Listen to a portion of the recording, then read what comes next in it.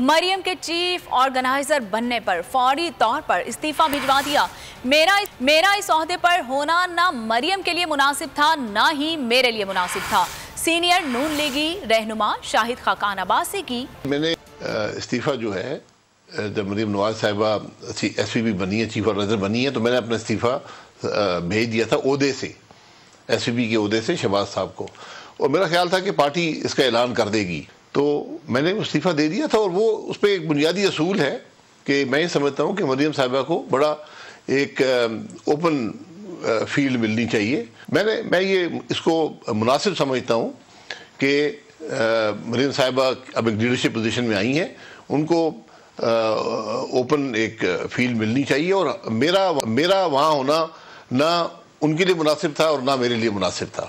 इख्तलाफ होता है, इख्तलाफ राय होता है, मेरी वो छोटी बहन की जगह है, तो अब वो इख्तलाफ की उसमें गुंजाइश नहीं रहती, उसमें एक तलखी पैदा होती है। खूने नाहक बहुत पी चुकी ये जमीन, अब कोई दिन में ये खून उगलने को है।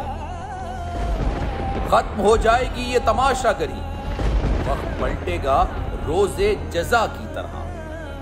ये जो पेशावर में ताजा लहू है बहा, एक क़यामत करेगा फलक पर बपा। गम की सलमनाक घड़ी में बोल सानह पेशावर में शहीद होने वालों के लवाहिकीन के साथ है।